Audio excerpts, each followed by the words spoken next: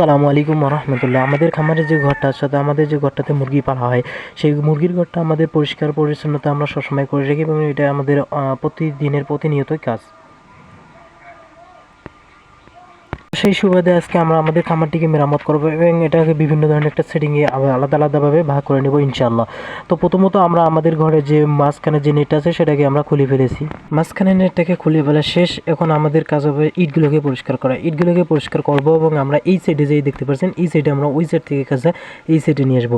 এবং এই সাইডে নিয়ে আসার কারণ হচ্ছে আমরা এই মাঝখানের রুমটাতে এইটাতে আমরা এইগুলো ব্রোডিং সিস্টেমগুলো রাখবো, আর ওই এক সাইডে আমরা রাখবো আমাদের যে মুরগিগুলো অর্থাৎ ডিম পাড়ার জন্য মুরগিগুলো যেগুলো রেডি হবে ইনশাল্লাহ সেগুলোকে রাখবো। তো প্রথমে তো আমরা আমাদের এই যে এখানে যে ইট দিয়ে এবং নেট দেওয়ার যে ব্যবস্থাটা ছিল, তারা মুরগিগুলো কিন্তু বাইরে ছেড়ে দিয়েছিল, সেগুলো বিভিন্ন ধরনের সমস্যা হয়েছিল। সেই জন্য আমরা আজকে সেটাকে জোরালোভাবে শক্তিশালী করে আমরা এটাকে লক করে দিয়েছি, যাতে আর মুরগিগুলো সমস্যা করতে পারে না ইনশাল্লাহ। এদিকে আমরা পাশাপাশি নতুন মুরগিগুলো ডিম পাড়া শুরু করে দিয়েছি। তারপর দিয়ে আবার এদিকে আমাদের খাঁচাটাকে সরাইতে হবে এবং তাদেরকে আমাদের সবসময় খাবার দেওয়া লাগে, যেহেতু তারা সবসময় খাইতে থাকে এবং প্রতিদিন দিনে 4 থেকে 5 বেলা আমরা খাবার দিই। আর আমাদের যেহেতু এখানে চালও দেখতে পাচ্ছেন, যেহেতু মুরগি বিক্রি করবো, চাল এবং ফিড দুটাই আমরা খাইতে হচ্ছি। যেহেতু তারা ফিড কিন্তু কম খায়, যেহেতু আবার গরম, সেই জন্য তারা কিন্তু খাবার একটু কম খায়।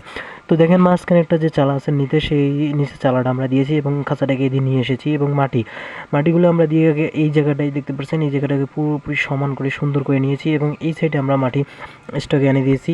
যে আগে যেই খাঁচা ছিল সেখানে মাটি দিয়ে আবার সমান করে দিয়ে দিতে হবে, যেহেতু কয়েকদিন তারা মুরগিগুলো বিচড়ি করে খাল করে দিয়েছে, তাই সেই খালগুলোকে আমাদের সমান করতে হবে। তো এইখানে মাঝখানে এই দরজাটা পার্টিশনটা দেওয়া শেষ। এখন ইটগুলোকে আমাদের পরিষ্কার করতে হবে, যেহেতু এগুলো অনেক সমস্যা ছিল, অনেক জীবাণুমুক্ত ছিল, ঝেড়ে ঝেড়ে জীবাণুমুক্ত স্প্রে করে দিতে হবে। এবং মাঝখানে যে আমাদের নেটটার ব্যবস্থা ছিল, সেই নেটটার ব্যবস্থা করারও শেষ এবং ইটগুলো দেওয়া শেষ এবং দরজাটাও সেটিং করা শেষ। তো অবশেষে আমাদের এই যে খামারে যে মাঝখানে পার্টিশনটা, সেটা দেখতেই পাচ্ছেন আমাদের কিন্তু আমার যে কাজগুলো সেগুলো কিন্তু প্রায় অবশেষে শেষের দিকে চলে এসেছি, আমরা শেষ করে দিয়েছি আলহামদুলিল্লাহ। আমরা আমাদের খামারের কাজগুলো প্রতিনিয়তভাবে সুন্দর করে এবং সুন্দর একটা সাজেশন বা ডিসিশন নিয়ে ভালো করে এগিয়ে যেতে চাই এবং আপনারা দোয়া করবেন আমরা যেন অনেক বড় হতে পারি ইনশাল্লাহ। আসসালামু আলাইকুম রহমতুল্লাহ।